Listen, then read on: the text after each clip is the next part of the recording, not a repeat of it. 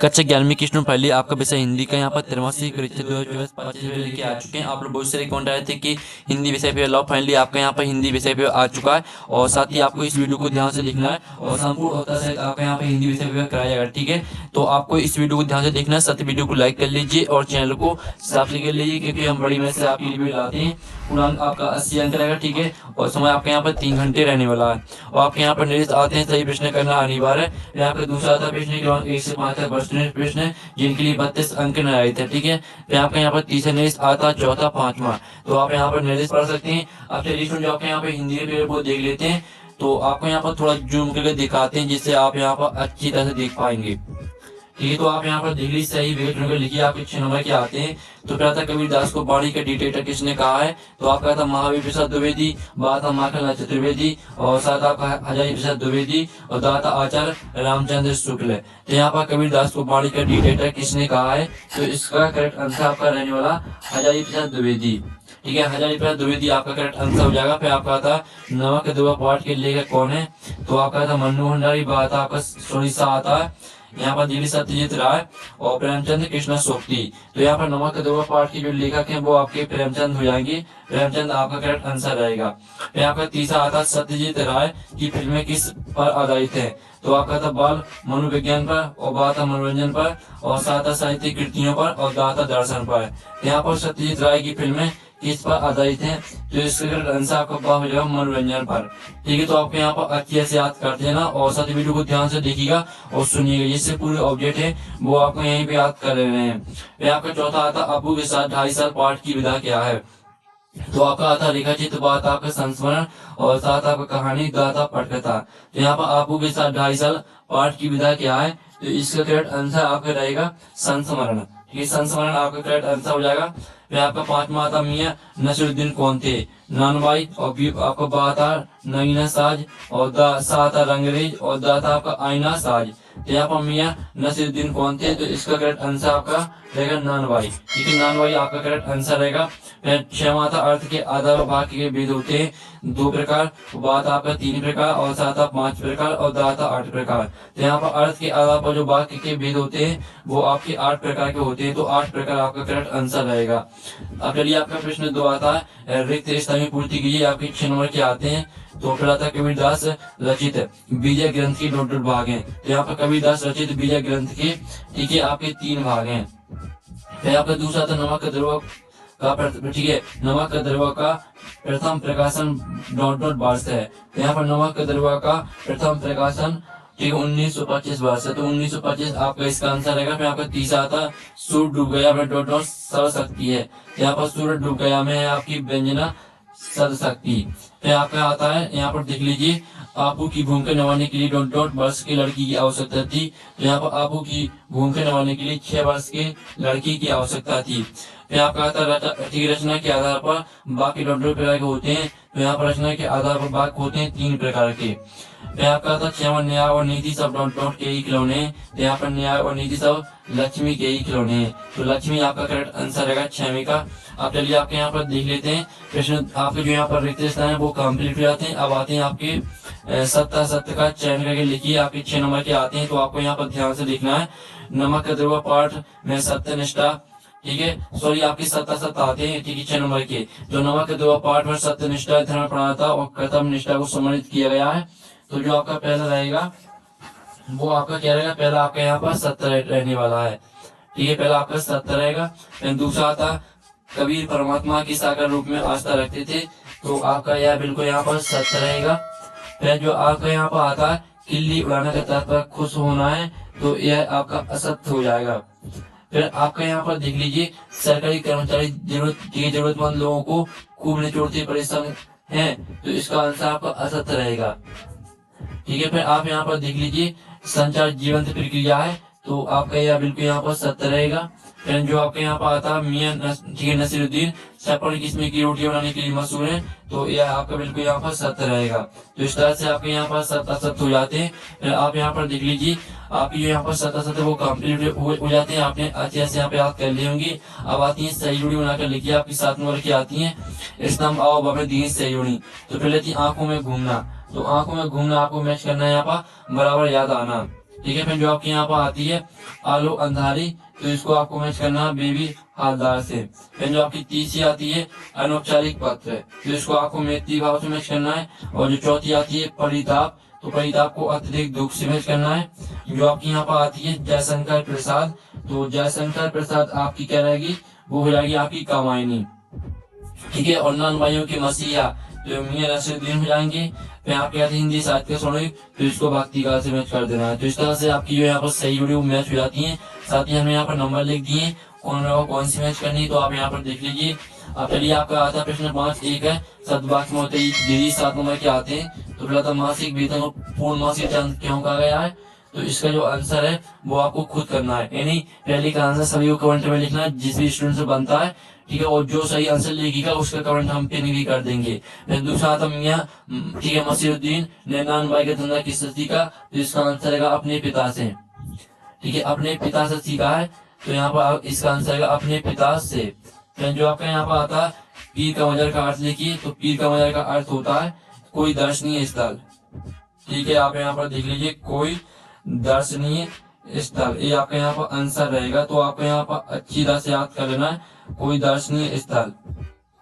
और जो आपके यहाँ पर दिया गया आपू की माँ का क्या नाम था, तो आपू की माँ का नाम था सर्वजया। ठीक है, सर्वजया आपका यहाँ पर करेक्ट आंसर रहेगा। तो आप यहाँ पर अच्छी तरह से याद कर लीजिए। फिर जो आपका आता है प्रबंध काव्य के भेद लिखिए, तो प्रबंध काव्य के आपके यहाँ पर 2 भेद होते हैं। ठीक है, आपके प्रबंध काव्य के होते हैं 2 भेद। ठीक है, महाकाव्य और आपका यहाँ पर रहेगा खंड काव्य। ठीक है, महाकाव्य और खंड काव्य, ये आपका यहाँ पर आंसर हो जाएगा। फिर आपका आता हम तो एक एक करी जना में निहित अलंकार लिखिए, तो इसका आंसर रहेगा इसमें जो आपका अलंकार रहेगा वो आपका एमक अलंकार हो जाएगा। ठीक है, एमक अलंकार आपका यहाँ पर करेक्ट आंसर रहेगा। फिर आपका आता ऑल इंडिया रेडियो की स्थापना भारत में कब हुई, तो इसका आंसर रहेगा आपका यहाँ पर 8 जून ठीक है 1936, ये आपके यहाँ पर आंसर हो जाएगा। ठीक है, तो इस तरह से आपके जो यहाँ पर एक सदवाक्य में होता है वो कंप्लीट हो जाते हैं। आपने अच्छे से याद कर लिए होंगे। प्रश्न 6 आता है आपका कवि ने अपने को दीवाने क्यों कहा है, इसका अर्थ आता कवि की दृष्टि से ईश्वर एक है, इसके समर्थन में उन्होंने क्या तरह के दिए हैं। तो स्टूडेंट जो आपने दिया है कवि ने अपने को दीवाना क्यों कहा है, तो इसका आंसर आप यहाँ पर देख लीजिए। इसका आंसर है दीवाना शब्द का अर्थ है पागल। कवि स्वयं के लिए इस शब्द का प्रयोग इसलिए कह रहे हैं क्योंकि वे झूठे संसार से दूर प्रभु में लीन है, भक्ति में सरोवर है, उनकी यह स्थिति संसार के लोगों की समझ से परे, अतः वे स्वयं के लिए इस शब्द का प्रयोग कर रहे हैं। ठीक है, इस तरह से आंसर रहेगा। जो इसका अर्थ आता कवि दृष्टि से ईश्वर एक है, इसके समर्थन उन्होंने क्या तरह दिए, तो इसका आंसर को खुद करना है। ठीक है, फिर आपका था मीरा कृष्ण की उपासना किस रूप में करती है और रूप कैसा है, तो इसका आंसर देख लीजिए। मीरा कृष्ण की उपासना पति के रूप में करती है, उनका रूप मन मोहने वाला है, वे पर्वत को धारण करने वाले हैं तथा उनके सिर पर मोर मुकुट ठीक है मोर का मुकुट है। मीरा उन्हें अपना सर्वस्व मानती है, ये स्वयं को उनकी दासी मानती है। ठीक है, इस तरह से आपका इसका आंसर रहेगा।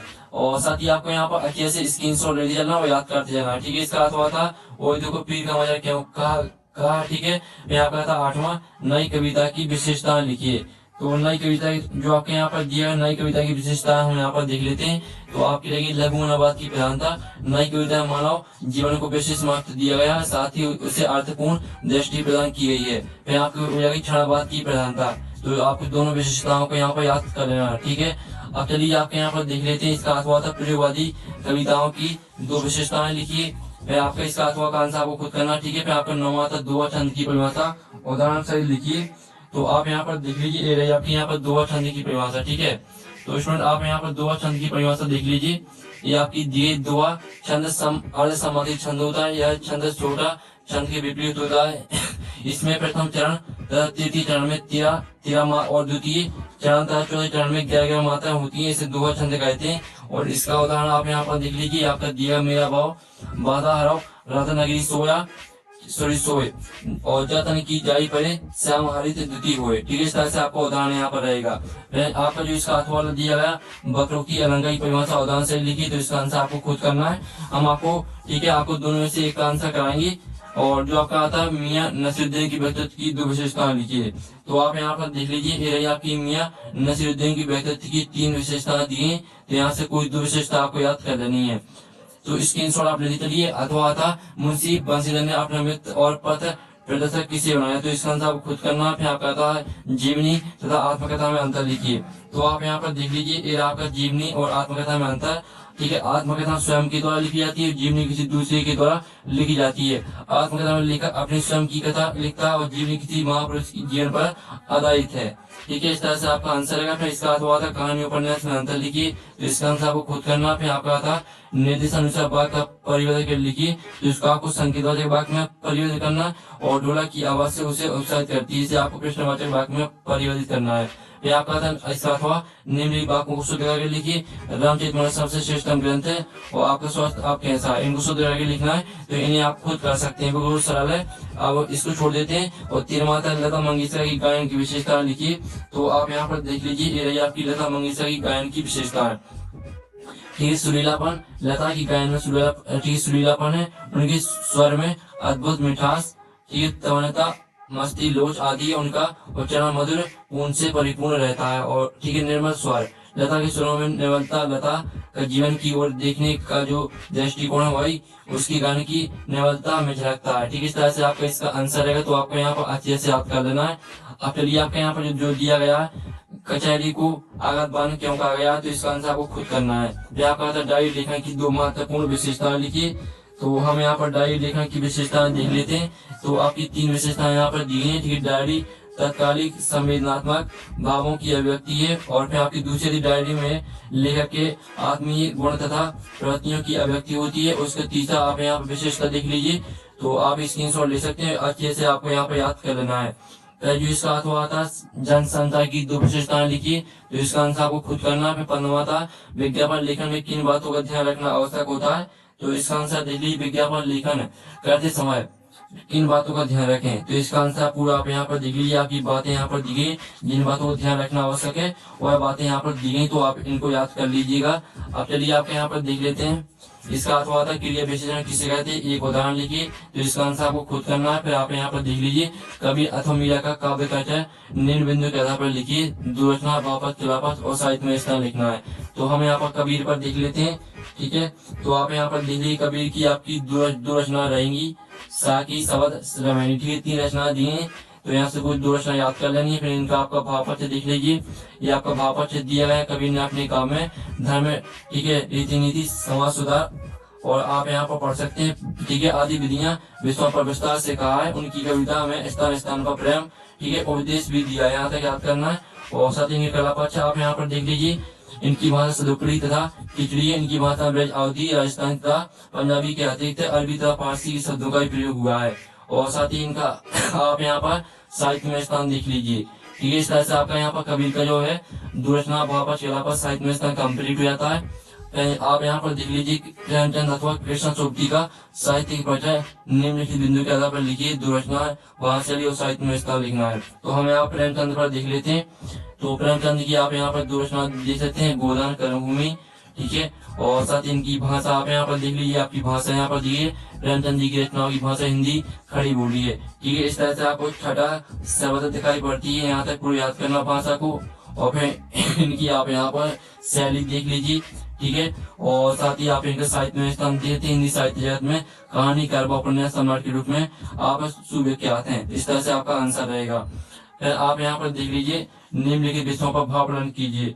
चरित्र सबसे बड़ा धन है, और इसका अर्थ हुआ था एक महिला और सब्जी विक्रेता का संवाद लिखिए। तो इसका जो आंसर वो हम बताने वाले हैं। पहले आप यहाँ पर क्वेश्चन को देख लीजिएगा। मैं आपको नेक्स्ट मात्र निम्नलिखित आपत्तिजनक गद्यांश को पढ़कर नीचे लिखे प्रश्न को उत्तर दीजिए। तो सफलता प्राप्ति का मूल मंत्र अपने समय का सदुपयोग, इस तरह से दिया गया। तो इसको पूरा आपको ध्यान से पढ़ना, क्योंकि इसके 3 प्रश्न आते हैं, साथ ही इस साइड भी आपका दिया गया। ठीक है, 3 लाइन जैसे 3 प्रश्न आते हैं, तीनों प्रश्न का आंसर, ठीक है, पहला प्रश्न, दूसरा, तीसरा, इन तीनों प्रश्न का आंसर आपको इसी गद्यांश से मिल जाएगा। फिर आपका इसका अथवा था काव्यांश, जो कि आपका यहाँ पर इसमें भी आपको यही करना, 3 प्रश्न आते हैं, इसके तीनों प्रश्न का आंसर आपको इसी काव्यांश से मिल जाएंगे।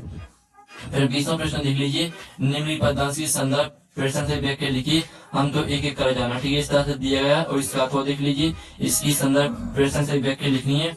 और जो आपके 21वां प्रश्न है वो भी आप यहाँ पर देख लीजिए, ये आपका गद्यांश आता है, तो इसकी संदर्भ प्रश्न से व्याख्या लिखनी है। फिर 22वां प्रश्न देख लीजिए, और 23वां। ठीक है, तो 22वां प्रश्न आप यहाँ पर देख विद्यालय के पिता को सरल रूप से मुक्त हेतु आवेदन पत्र लिखिए, इसका अथवा देख लीजिए। तो इस तरह से पेपर आपका कंप्लीट हो जाता है। और जो आपके 4 नंबर के प्रश्न है इनका सॉल्यूशन नेक्स्ट वीडियो में आएगा, तो वीडियो को लाइक कर लीजिए, चैनल को सब्सक्राइब कर लीजिए। और पेपर का पीडीएफ है डाउनलोड करना चाहते हैं तो लिंक आपको वीडियो के डिस्क्रिप्शन दी गई, तो वहां से आप पेपर का पीडीएफ डाउनलोड कर सकते हैं। तो हम यहाँ पर नेक्स्ट वीडियो में थैंक्स फॉर वॉचिंग।